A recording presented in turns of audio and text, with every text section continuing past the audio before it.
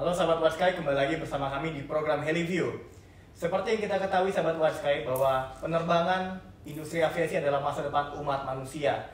Ini adalah bagian dari perkembangan sejarah Indonesia, bagaimana Indonesia telah mendevelop sebuah industri penerbangan melalui sumber daya manusianya. Perlu kita ketahui, kuatnya sebuah industri dipengaruhi oleh faktor kuat baik atau jeleknya sumber daya manusia. Untuk itu hari ini kita akan menggali lebih dalam lagi seperti apa SDM perhubungan udara yang dipersiapkan pada masa kini. Dan kita telah bersama-sama dengan Kepala Pusat Pengembangan Sumber Daya Manusia Perhubungan Udara, Bapak Dr. Insinyur Heri Sudarmaji, DAQIA.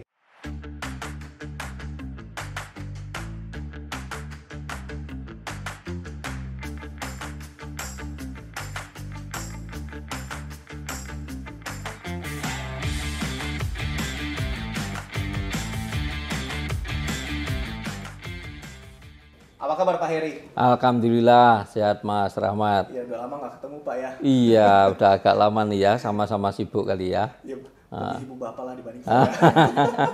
Ya sesuai profesi masing-masing pasti punya kesibukan. Mbak Tiara juga sibuk nih, nggak tahu sibuknya ngapain kalau olahraga. Di bidang penerbangan juga dong. Kita tahu tentang bidang penerbangan juga. Olahraga Ya. demi kesehatan biar kuat di penerbangan. Iya, itu Nah, penting. tapi Pak Heri, saya ini penasaran ya Pak Kapus. Kan ini adalah PPSDM PU, jadi Pusat Pengembangan Sumber Daya Manusia Perhubungan Udara. Iya. Ini apa sih Pak dan visi misinya apa ya Pak kalau kita boleh tahu? Ya, terima kasih Mas Rahmat, Mbak Tiara, dan teman-teman semuanya. PPSDMPU adalah kepanjangannya Pusat Pengembangan Sumber Daya Manusia Perhubungan Udara. Kami di PPSDMPU adalah salah satu unit eselon 2 di Kementerian Perhubungan yang membidangi atau membina SDM di transportasi udara, khususnya di Indonesia, baik itu untuk pemerintah atau SDM di pemerintahan maupun SDM di operator dan industri yang terkait dengan transportasi udara. PPSDMPU tidak mempunyai visi misi karena visi misi yang ada visi misi presiden. Nah, kita hanya menjalankan tugas PPSDMPU yaitu membina, kemudian secara teknis melakukan pembinaan, pengawasan, pengendalian, monitoring, evaluasi terhadap pelaksanaan pendidikan dan pelatihan bagi SDM di bidang penerbangan atau transportasi udara. Itu yang kami lakukan di PPSDMPU. Nah, untuk selanjutnya kita sudah tahu kalau misalnya sumber daya manusia ini sangat amat penting di PPSDMPU, Pak. Ya. Dan PPSDMPU ini telah berdiri sejak lama dari masa ke masa. Oleh karena itu, kita semua nih penasaran bagaimana cara PPSDMPU untuk kualitas SDM itu bagaimana caranya supaya memaintain agar tetap berkualitas dan bisa bersaing di era globalisasi ini. Ya. Terima kasih Mbak Tiara, pertanyaannya cukup bagus dan itu memang yang menjadi target kami di dalam pengembangan SDM di penerbangan atau transportasi udara. Tentunya dalam rangka menciptakan SDM penerbangan yang berkualitas, syaratnya adalah mutlak harus kita lakukan, kita harus memenuhi semua requirement, khususnya requirement internasional. Ya, entah itu dari ICAO, itu dari IATA, mungkin dari FAA dan sebagainya. Kita ingin memenuhi semuanya itu. Ingat bahwa Indonesia adalah negara besar ya. Betul. Ini kalau versinya Lemhanas itu dia mengatakan, atau sebuah buku dari Lemhanas mengatakan jumlah pulau kita aja itu kurang lebih 17.540. Coba bisa kita bayangkan, ini adalah negara kepulauan terbesar. Untuk itu alangkah naibnya apabila SDM di bidang penerbangan ini tidak kita siapkan di dalam negeri. Setiap pendidikan harus keluar negeri dan sebagainya. Justru kita akan menjadi marketnya negara-negara asing. Nah, saat ini Pusbang Udara Indonesia ya ini sudah mendapatkan beberapa approve internasional. Yang pertama adalah kaitannya sebagai training provider ICAO Train Air Plus. Sudah kita rintis sejak tahun 2012. Waktu itu masih associate member namanya. Dan alhamdulillah dengan keberadaan saya sejak tahun 2019 sudah kita tingkatkan jadi full member, dan 2021 akhir ini Indonesia sudah dinyatakan sebagai training provider IQ Train Air Plus dengan status platinum member. Ini ada di samping itu, di papan itu yang warna hijau kebiru-biruan itu.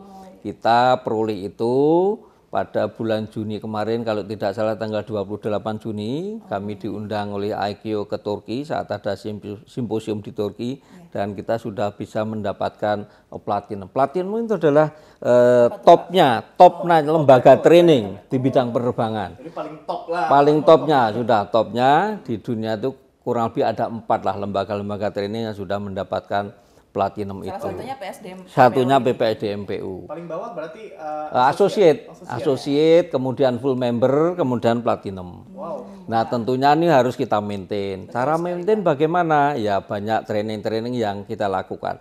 Dan alhamdulillah tahun 2021 meskipun dalam kondisi Covid ya, kita Indonesia ini juga dinyatakan sebagai penyelenggara training mandatori oleh IQ terbanyak di dunia.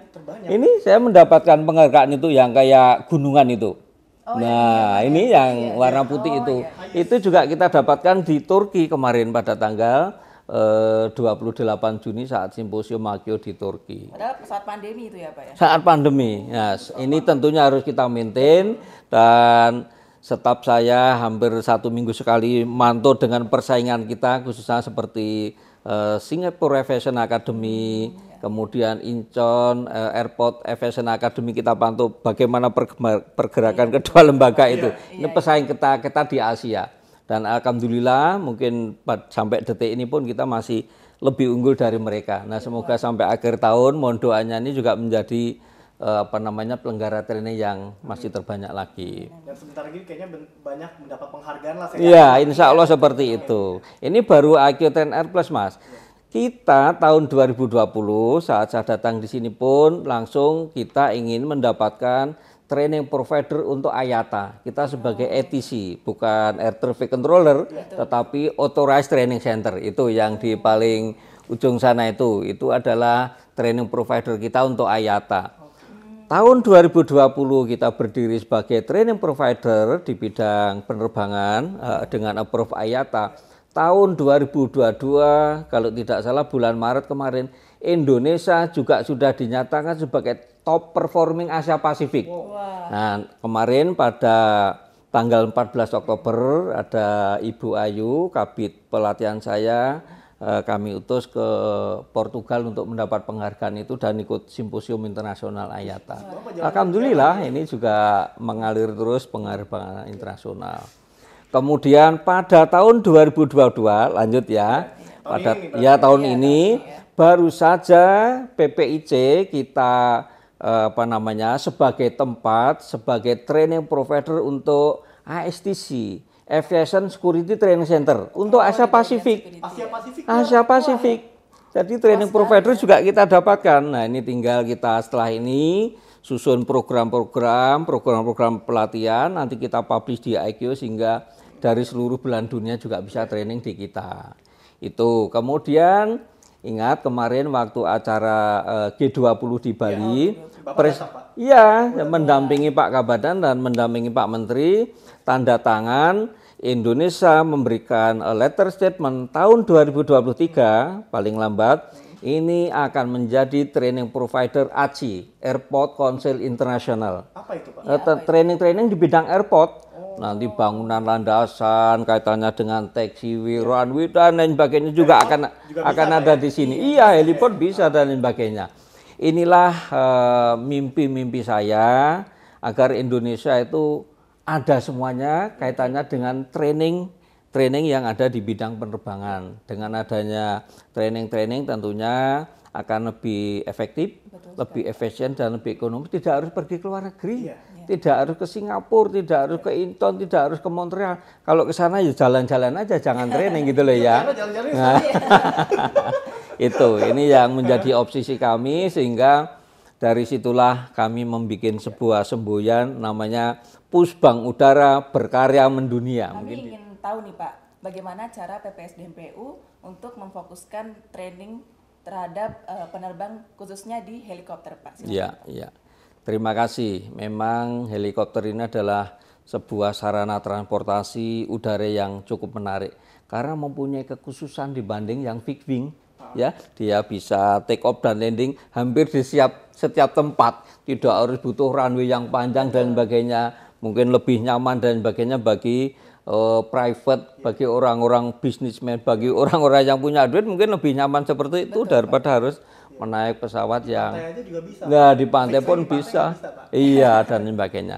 Nah untuk itu PPSDMPU memang mempunyai tugas yang cukup berat bagaimana nanti dengan pengembangan untuk training di bidang helikopter. Di Surabaya, Poltekbang Surabaya sudah kita didik program diploma 3 untuk rotary wing. Di PPI Curug ini juga sudah beberapa jenis training kaitannya rotary wing dan kita juga mempunyai pesawat ya, pesawat untuk helikopter yang ada di kampus PPI Curug. Kita ingat Mbak, sekolah kita ini kan politeknik ya. Betul. Politeknik itu mempunyai beberapa kaki, 2 kaki paling tidak. Yang satu kita harus menginduk ke Kementerian Pendidikan dan Kebudayaan dari sisi akademik. Dari sisi teknis kita harus menginduk ke Kementerian Perhubungan. Nah semua requirement ini juga harus kita penuhi. Dari sisi akademiknya juga terpenuhi sebagai politeknik. Dari sisi teknis kita sekolah vokasi di bidang penerbangan juga harus memenuhi persyaratan-persyaratan teknis. Itu yang nasional. Yang tentunya dari situ juga kita harus merujuk pada aturan internasional khususnya ICAO. Nah kaitannya helikopter ini tentunya harus kita evaluasi apa maunya pasar, apa maunya market, yang diinginkan seperti apa ya harus kita penuhi. Jangan sampai tadi putra-putri bangsa ini harus belajar ke luar negeri. Kalau bisa semuanya ada di dalam negeri. Iya. Kita tuh bangsa yang besar gitu loh. Betul. Jangan sampai kalah dengan negara-negara tetangga, negara kecil malah nanti yang akan lebih leading daripada kita. Itu terbalik menurut Justru saya. mereka harus datang ke negara kita. Harus datang ke Belajar, Indonesia, ya, belajar di kita. Semuanya ada di sini. Ini rumah kita. Iya. Katanya lagunya siapa itu? God bless, Pak. God bless ya.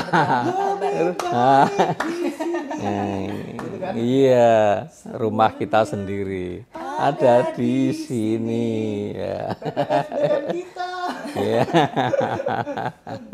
Ini saya mau nanya ya Pak, ini kita kalau bicara mengenai PPSDMPU ini kan adalah lembaga eselon 2A yang Ya. mengkoordinir UPT pendidikan di mana ada training untuk teknisi, pilot helikopter, mungkin dan lain sebagainya lah kalau kita bicara helikopter. Ini kan pasti yang namanya industri dari zaman ke zaman tuh berubah Pak. Ya. Zaman dulu helikopter mungkin topnya di bidang oil and gas gitu. Sekarang mungkin kita lagi coba Helicity nih ya Pak, kita Ya. lagi develop ke untuk helikopter sebagai lifestyle begitu.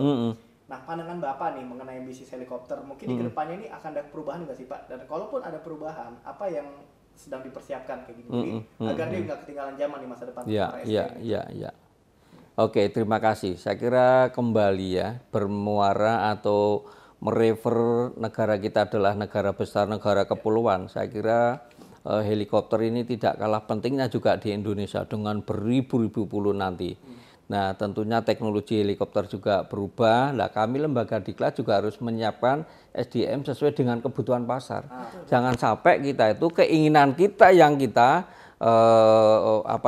utamakan. Ibaratnya kita atau kami ini adalah tukang memasak. Ya kalau marketnya minta masakan rawon ya jangan kita masakkan pecel kan begitu ya. Berarti pasti tidak akan laku. Baik itu dari sisi metode pembelajaran, teknologi pembelajarannya, tren teknologi yang terbaru dan sebagainya. Helikopter pun mengalami perkembangan yang cukup pesat dengan adanya drone dan sebagainya itu nanti saya kira akan berkembang. Kalau saya melihat itu contoh helikopter yang ini sebetulnya kan sudah ada ya di tempat Bapak ya yang White Sky itu ya. Saya kira kemarin ketemu Pak Denon juga sudah diskusi bahwa ini sudah mulai menggeliat lagi. Kaitannya dengan bisnis di bidang penerbangan khususnya helikopter pun sudah mulai bangkit lagi. Seingat saya seperti di New York ya, saya juga pernah ke sana dulu. Itu untuk wisata aja pakai helikopter itu. Kita melihat, iya, penumpangnya padat sekali sampai antri panjang sekali. City view ya, Iya, betul. Itu di New York ya. Itu sungguh luar biasa. Nah, di Indonesia kan banyak spot-spot, ada daerah-daerah wisata yang cukup bagus. Ini mungkin bagi kalangan atas lebih baik wisata dengan helikopter daripada harus jalan kaki dan sebagainya yang tidak efektif dari sisi waktu ya mungkin dari itu. Saya kira mempunyai prospek yang bagus. Nah, kami dari sisi pendidikan sekali lagi ini harus banyak mendengar, banyak melihat apa yang dibutuhkan oleh masyarakat. Kita tidak bisa menutup diri, bertahan diri, kita nanti akan menjadi orang yang aneh dan usang, saya kira begitu. Nah, ini tentunya mohon masukan dari teman-teman yang di lapangan, yang di industri ini harus memberi masukan ke kami sebagai lembaga diklat, karena yang tahu persis itu justru di lapangan. Harus seperti apa lah, nanti kami akan menyesuaikan, baik itu kurikulumnya, silabinya, requirement untuk SDM-nya dan sebagainya. Kita perlu berkolaborasi. Menurut kami tidak ada manusia itu yang super, Mbak. Semuanya itu harus kerjasama karena pasti mempunyai kelebihan dan kelemahan masing-masing. Kalau itu bisa kita tutup bersama-sama, jadilah kita orang yang kuat bersama-sama. Saya kira apalagi begitu. kami berdua nih Pak, alumni dari PPS. Nah, saya bangga dengan berdua. Pokoknya sampai kamu alma mater tetap kita bela. Sampai ke iya. akar-akarnya, sampai Iya. titik darah penghabisan. Setuju. Mari kita majukan bangsa ini, khususnya sesuai dengan profesi kita masing-masing. Iya. Betul, Pak. Nah, tapi bicara mengenai perkembangan zaman, Pak, ini tidak lepas dari namanya perkembangan teknologi. Ya. Nah, teknologi helikopter ini, Pak, salah satunya ada namanya eVTOL, Electric Vertical Take Off Landing. Ini semacam drone, tapi bisa bawa orang. Iya. Dan apalagi Tiara banyak ya. Ada UAV, Unmanned Air Vehicle juga ada ya. Iya. Bagaimana menurut Bapak? Nah, itu apa sih Pak yang disiapin gitu? Ya, terima kasih. Ini pertanyaan yang cukup bagus. Itu sudah kita awali beberapa waktu yang lalu, kaitannya dengan pilot drone, kaitannya dengan Spukta ini ya, kita sudah mencoba mendidik atau mentraining instruktur kita untuk Spukta. 10 orang telah kita didik ke Montreal, Kanada dengan drone box ya, kita kerjasama dengan drone box dan ini nanti akan berkelanjutan. Bukan hanya pilotnya, nanti bagaimana memanage Spukta dan sebagainya, bagaimana pengoperasionalnya seperti ATC mungkin begitu ya. Nah, ini sedang kita kembangkan hal-hal baru apa yang ada di dunia luar sana, di luar negeri nanti akan kita kembangkan. 10 orang sudah kita training untuk antisipasi itu. Dan mungkin beberapa OPT sekolah kita juga sudah mengadakan pelatihan-pelatihan untuk drone dan Spukta itu. Lokal apa ya? Iya, lokal dulu. Jangan sampai nanti kita ketinggalan, begitu sudah marak, kita SDM-nya nggak siap, nanti belajarnya ke luar negeri dan sebagainya, tentunya ini malah yang tadi tidak efektif, tidak efisien dan tidak ekonomis. Kita selalu jemput bola. Iya, betul, seperti di Dubai dan Singapura sudah drone sudah masif ya, Pak ya. Betul. Ya, luar biasa nih, kita juga terima kasih banyak untuk Terima kasih banyak, Pak. Sama-sama, saya juga terima kasih atas kunjungannya teman-teman Helicity. Udah lama nih, jadi keren banget lah pokoknya PPSDB. Oh iya. Ini wow, udah keren. Dulu kayak kantor kelurahan ya. Enggak Pak, enggak kok Pak, bercanda. Enggak bilang gitu Pak. Oh iya, dulu tuh apa namanya satu blok itu kecil-kecil gitu ya, itu bangunan tahun 76 sih ya. Mungkin bapak-bapak dan mbak ini belum lahir ini ya, jadi ya memang harus kita rehab. Dan ini banyak orang asing datang ke sini. Saat ini pun ada orang dari IQ sedang reassessment untuk IQ Train Airbus kita. Ini sedang Mr. Harvey Turong ya dari Montreal dan masih di sini kalau nggak salah dari Kanada. Apalagi tadi dengar banyak penghargaan yang sudah didapatkan, kita juga ikut bangga ya. Insya Allah nanti kita akan. Ini sebagai dari operator harus membantu yang ada di pemerintahan gitu. Jadi mohon disosialisasikan tentang training-training yang sudah kita punyai ya. Jadi tidak perlu training keluar. Bahkan kita sudah kontrak, ini tambahan aja, sudah kontrak dengan IQ tahun 2021 sampai 2023. Kita harus mendidik orang asing, negara-negara terbelakang, negara-negara berkembang, negara-negara selatan-selatan khususnya sebanyak 138. Udah kita didik, baik itu yang daring maupun luring. Kemudian Pak Menteri Perhubungan kemarin sudah menandatangani dengan Pak Presiden IQ waktu di G20. Ini juga akan diperpanjang tahun 2024 sampai 2026. Mungkin sekitar 180 orang-orang asing ini akan kita didik. Ini tidak sebagai implementasi atau perwujudan dari visi misinya Bapak Presiden, Bapak Jokowi, yaitu Indonesia Aid. Ini untuk Indonesia. Dari sisi IQ, mungkin Kanada kan itu ada motonya IQ no country left behind. Kemudian dari AKIO tentunya merujuk kepada PBB yaitu SDGs dan sebagainya. Jadi ini kita akan membantu apa yang bisa kita lakukan dari bangsa kita itu untuk bangsa-bangsa lain. Sehingga no country left behind ini benar-benar bisa kita wujudkan. Baik, Ya, Pak Eri, sekali terima kasih. Pak ya. Sama-sama. Saya sama Tiara dari Ya, sini. sama-sama. Dan sahabat Warska, itu dia tadi perbincangan kita dengan Kepala Pusat Pengembangan Sumber Daya Manusia Perhubungan Udara, Dr. Insinyur Heri Sudarmaji di AQIA. Dan semoga saja apa yang sama-sama kita cita-citakan dapat segera terwujud. Maka itu, wujudkan mimpi kalian bersama Helicity.